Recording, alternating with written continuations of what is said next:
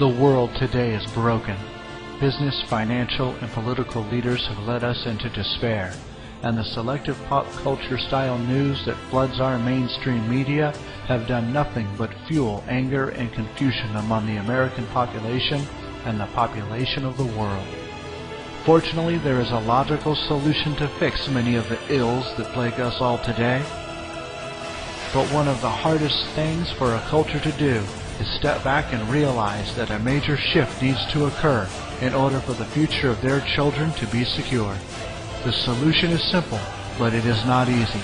Changes of this nature never are, but they are obvious throughout history, and they mark key points in humanity where we rose to the next level and made life better for a larger group of people.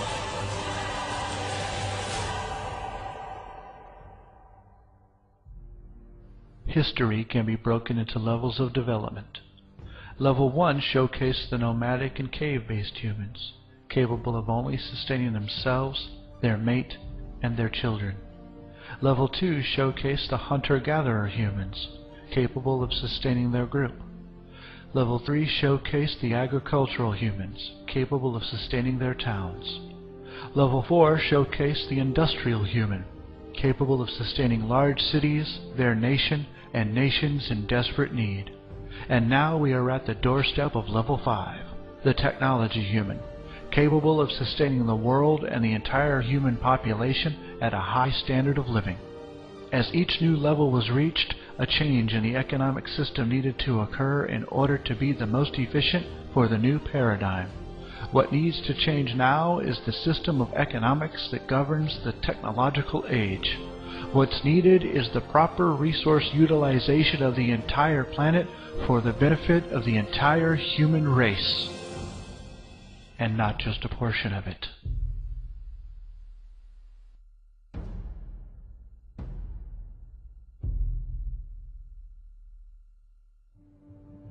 But before we detail this change, we must start by addressing the problems we're facing today and the root cause as to why we have them in the first place.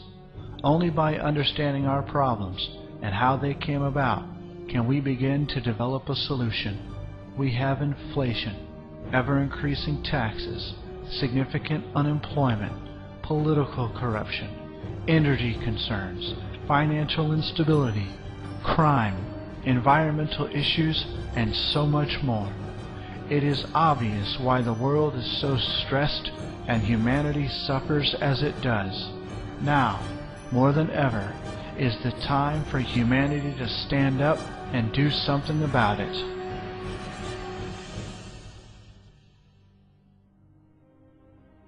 Politicians and industry alike have repeatedly tried over and over to solve these issues, and never once have they succeeded. The best they've ever done is delay or mask the concerns. The reason for this will be made clear during this video, but in short, it's because no one has ever seriously addressed the root cause for all of these issues, and that cause is the outdated system of economics we use around the world today. The monetary system, or more specifically the price system, is the basic underlying factor that is the fundamental cause for all of the issues we're facing today.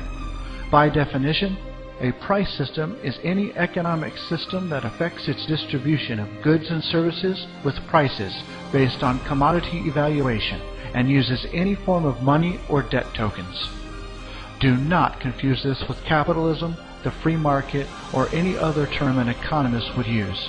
It is also very important to understand that this is not a political argument and has absolutely nothing to do with political controls.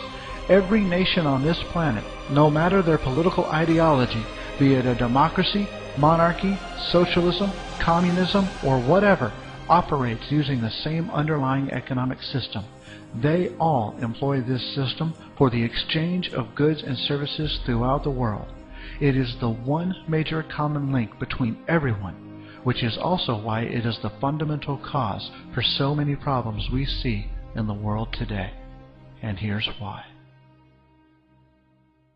The monetary system requires two key components to work: scarcity and growth. In the past, prior to 1800, these two requirements were perfectly valid throughout the world. This was a time when traveling just 500 miles was dangerous, if not deadly, and the shipping of goods was no less difficult.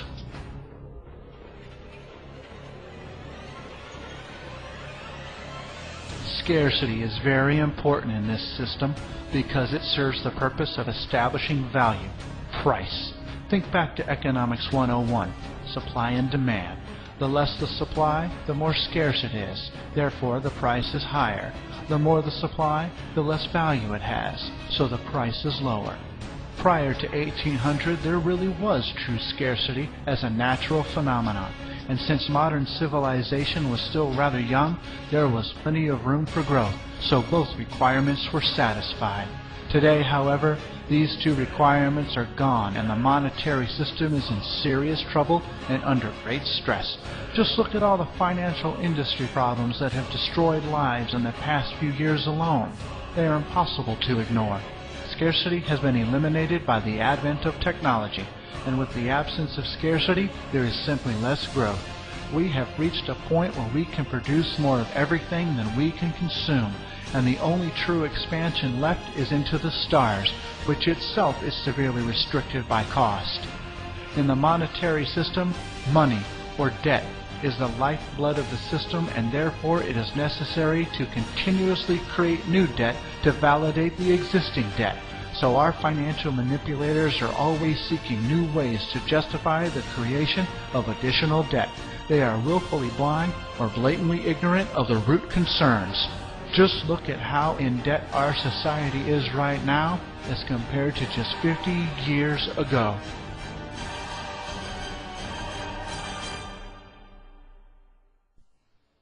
It's important to notice that it was around 1980 when the debt started to skyrocket, which coincides perfectly with the fact that this was also the time when technology started to seriously expand, giving humanity the ability to make life better for everyone, if the technology would be used that way. To better understand our present social instability, we should review the principal physical events that have led up to our current mess. To help with this, let's establish a time reference. The two dates shown aren't specifically important, but just separate the timeline into three distinct regions. Now let's start adding vital information that will help you understand how we got to where we are in today's world. Prior to 1800, the world was a low-energy society. Why? Because throughout all recorded history before this time, the primary energy conversion machine for doing work was the human being, and a healthy human can only produce about 0.1 horsepower. In comparison, a washing machine motor is more powerful, averaging 0.5 horsepower. Regardless of this low power number, 98% of all work done during this time was a result of human labor, because humanity had not yet developed advanced technology to do the work for them. The other 2% came from sources outside of human muscle, which we will call non-human energy. The sources of this energy came from animals, like horses and oxen, and crude technology like windmills and water wheels. Because the human being is so limited, the output of his work is also limited. So no matter how many people you had on the job or how long they worked, they could never produce quite enough to cover growing populations or provide a high quality of living for everyone. If ever a few people did enjoy a decent standard of living, it was always at the expense of the many who barely survived. The fact is that throughout history, 95% of all people were either peasants, serfs, slaves, or indentured servants, even up through the time of George Washington. From the dawn of man until around 1800, the 98% of work done by humans and the other 2% by other means never changed. Ever. This is over 7,000 years of recorded human history with absolutely zero change in this dynamic. This caused every society on the planet to live in a social steady state, which means that there was no change in the rate of energy conversion at all. There was no fundamental change in how people worked to produce goods, and so scarcity prevailed everywhere.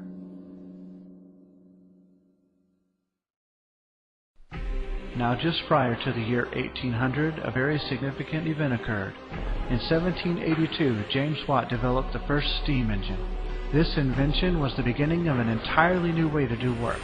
It was the beginning of the widespread use of non-human energy, and since that time there has been an accelerated effort to build bigger, faster, and more efficient machines to convert energy into work. That effort has spread throughout the world, with the United States as a primary leader. Over the next 100 years, from 1800 to 1900, we find that the two energy lines started changing significantly. The non-human energy line moved up, and the human energy line moved down.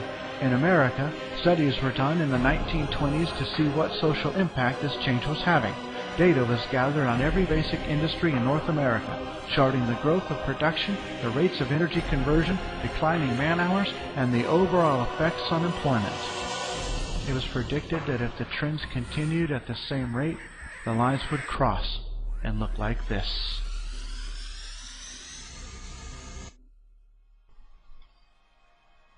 Humanity was evolving from a low-energy society to a high-energy society as the two lines switched places. This new condition is the exact opposite of what had occurred all throughout recorded history, and that is no small change. Time to get a bit technical, so bear with me. As of 1992, noted by the U.S. Department of Commerce and Census, America had over 35.3 billion horsepower of installed prime movers. What does that mean? Prime movers are mechanical engines, turbines, and work animals, which originally convert fuels or force, such as wind or falling water, into work and power. Let's break it down by person. Prior to 1800, the average society had an energy conversion of just 2,000 kilogram calories per person. Does that number sound familiar? What is the calorie intake that is labeled on virtually every food item you buy? A 2,000 calorie diet. So it makes sense that if people are the primary workers, their energy is limited by their average calorie intake. Now back to 1992. 35.3 billion horsepower equals over 22 trillion kilogram calories, and the population of the United States was just over 250 million people.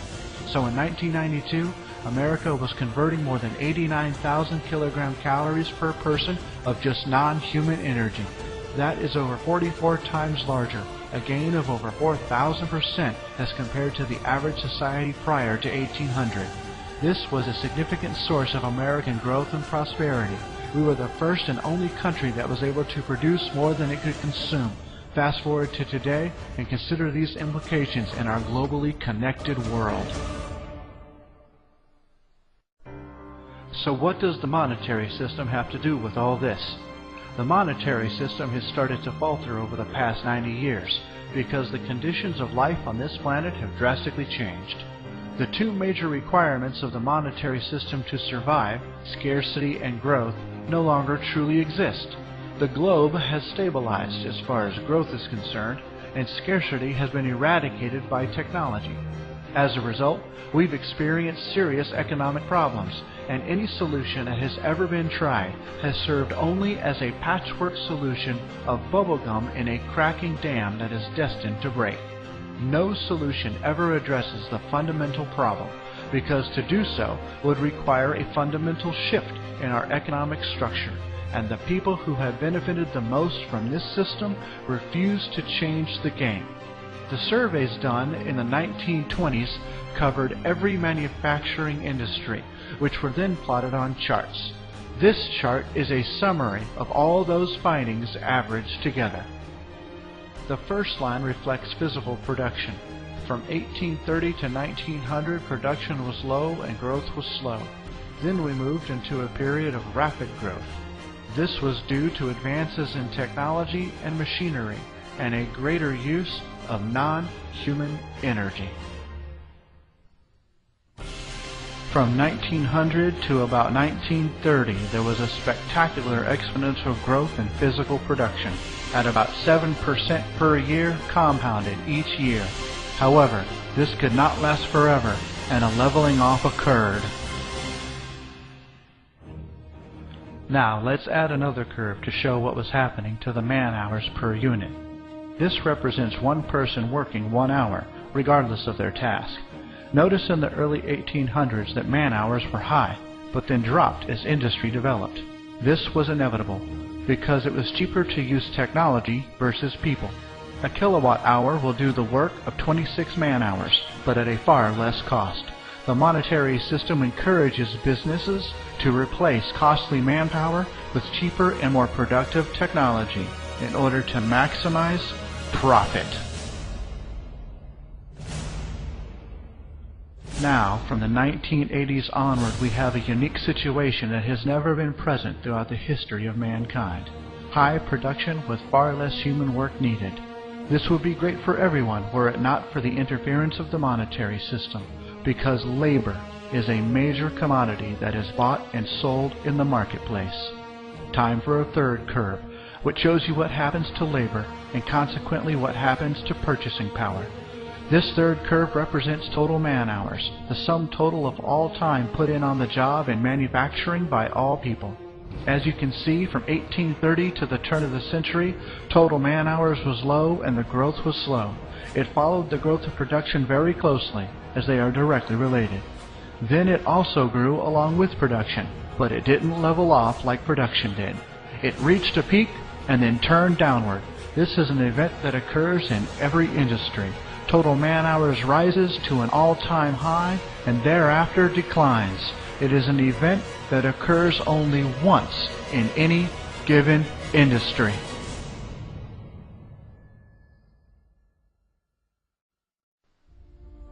The peak of man-hours in the United States occurred in 1920, and since then the monetary system has endured instability because of the discrepancy between production and man-hours.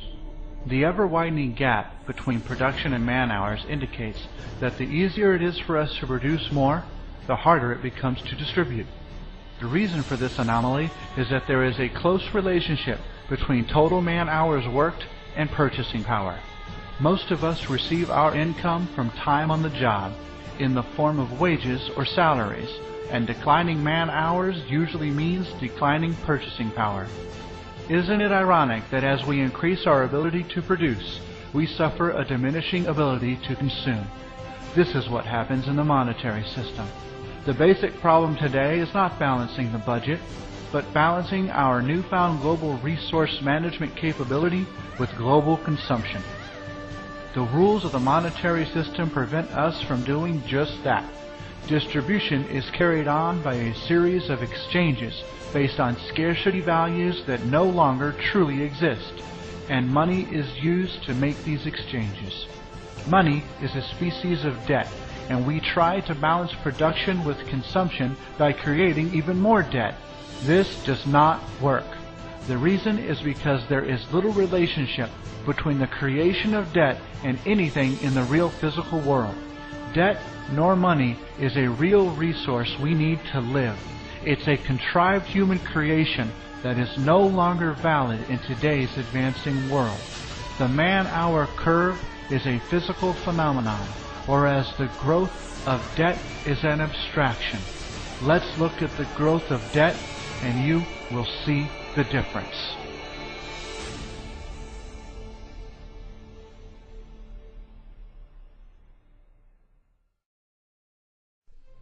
This chart represents total debt in the United States, all debt public and private.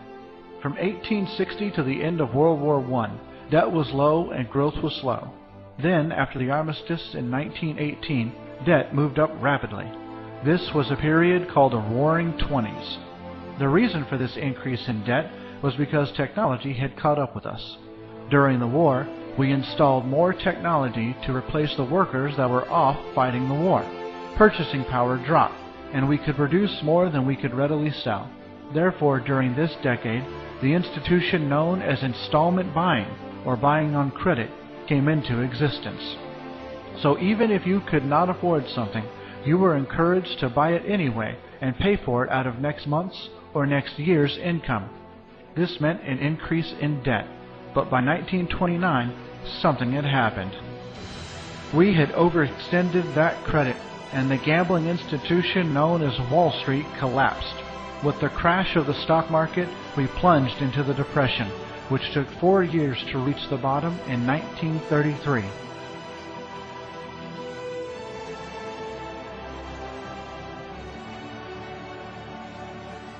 Now the government stepped in because it had to. And what did it do? It tried to bolster the failing monetary system by creating more debt. Sound familiar to what's happening now? How did they do this?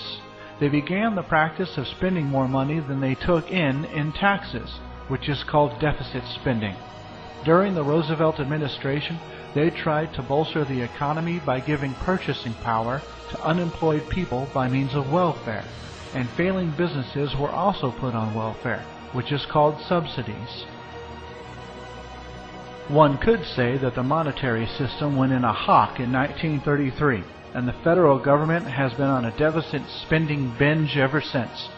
Now this infusion of government funds falsely stimulated business, and debt started upwards again.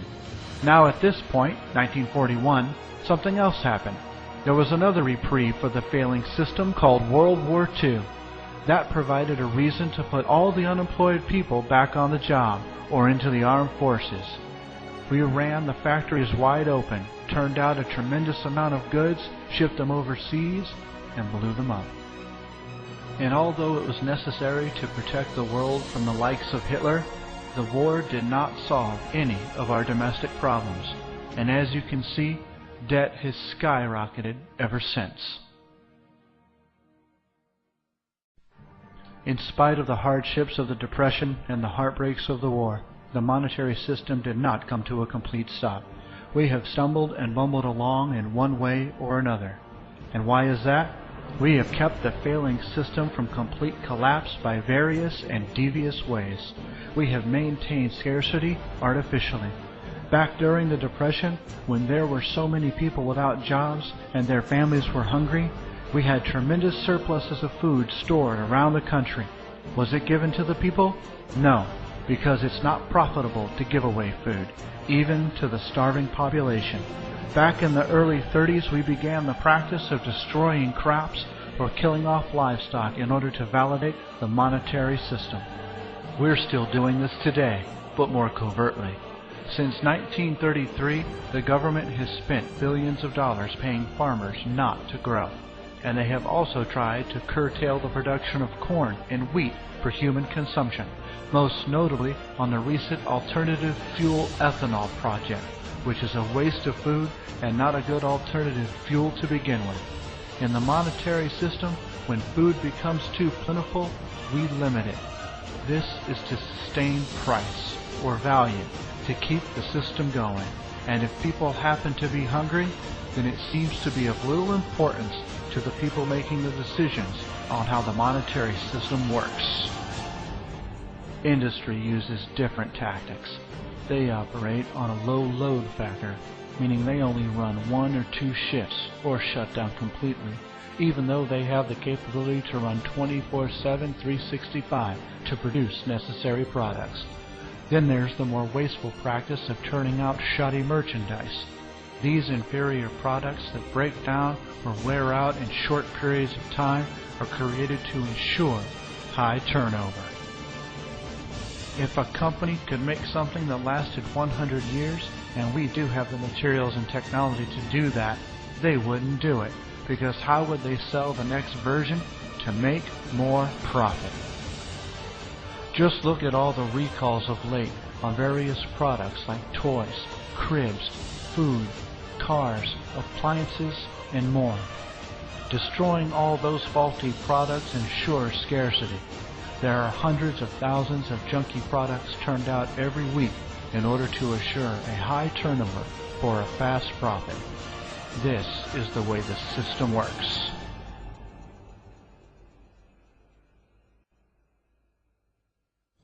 This also leads to waste, loads and loads of waste. Look at a simple product like the cell phone. There are far too many worthless, cheap cell phones on the market. Hundreds of millions of cell phones are produced every year, with various models showcasing different features to make them unique. Why? Why not make one amazing cell phone that does absolutely everything you need, that lasts 25 or more years, and that's easily upgradable? because the monetary system prohibits that kind of logic. According to the U.S. Environmental Protection Agency in 2005, it was estimated that 130 million cell phones went out of use annually, creating an estimated 65,000 tons of electronic garbage. And that's just cell phones. So what about every other product you can think of that wastes valuable materials and resources? Of course, the most destructive and most heinous of all human activities is the perpetration of war. And we've had several wars since the turn of the century. Even now we're immersed in a war against a foe with no flag, no solid distinction, and no uniform. A war on terror is something that could be justified until the end of time, because the enemy isn't someone you can pin down. And furthermore, wars have not solved one single underlying problem. Their greatest success is propping up a failing economic system for just a little while longer. World War I, II, Korea, Vietnam, the Gulf Wars, and our current war on terror has cost the lives of hundreds of thousands of people and the destruction of millions of tons of irreplaceable resources, but have yet to solve any of our social problems. The so-called Truman Doctrine that was created about 63 years ago in the name of national security has cost the United States trillions of dollars. We spend billions of dollars overseas in what's called foreign aid, and since 1960 the United States has financed both sides of 14 wars, and still the world is in greater turmoil than ever. Insanity is said to be the act of doing the same thing over and over, but expecting a different result. Likewise, spending money or creating debt does not solve our social problems, locally or globally. The issues addressed in this video up to this point should make that perfectly clear by now, that the monetary system, born of agrarian culture, with hand tools, human perspiration, and all of its scarcity values, is incapable of managing affairs in a high-energy, technologically advanced civilization. Politics doesn't matter. Forms of government don't matter. Culture doesn't matter. The shared economic system of the world is what matters, and that's what needs to change. But before you move to the answer, let's make something perfectly clear. The monetary system is not bad. It is simply outdated. It used to be good. It used to work. It was the best option for thousands of years, and specifically over the past 200 years, it has helped influence amazing growth in the capabilities of humanity. But times change. Most significantly, the advent of technology, the likes of which could have never been imagined 200 years ago. Technology that would have made us all witches or gods in the eyes of the world. And so the methods by which our world should work must also change. It is in the best interest of the whole human race, not separated by color, gender, faith, or lack of faith, to move on to a better system. Now to find that answer, we must make a new approach, seek a new idea, and employ a new technique.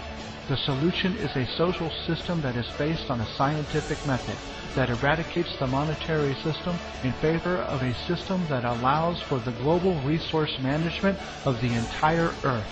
We must declare that the Earth and all its resources are the common heritage of the entire human race, and technology gives us the capability to properly and absolutely provide a high quality of life for every man, woman, and child on this planet.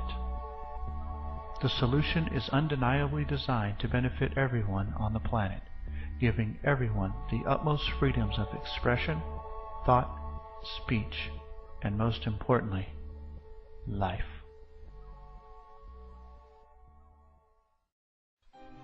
If you are a person of faith, consider this. The Lord's Prayer states that we should make earth as it is in heaven. I do not think heaven uses money, or that God has a bank. Do you? We must eliminate the gap between the haves and the have-nots. We must ensure that a child born anywhere in the world has the freedom to pursue all positive paths. We must reconnect mankind to nature by eliminating our harmful ways without reverting to primitive standards, using technology to live like kings but behave like proper stewards of this fertile planet. This video is but a first step in your understanding. Now is the time to move on to the next step. The Venus Project and the Zeitgeist Movement offer the solution. The link shown before you will give you details as to how the solution works. You will also find the website easy to navigate and should answer all of your questions. But if it doesn't, that is why the Zeitgeist movement exists. The Zeitgeist movement advocates the vision of the Venus Project and is focused on spreading the message of how to fix many of the problems we have today. The Zeitgeist movement is a place to find answers and converse with others who also want to see a better world. Changing over 7,000 years of human economic structure is by no means easy, but it is necessary. Every day thousands of people die that should not. Every day we step closer and closer to the edge of our own demise. It is time to let the world know that there is a solution that will solve our root problems. It is time to evolve to level 5, the technology human, and make the world a better place for generations to come.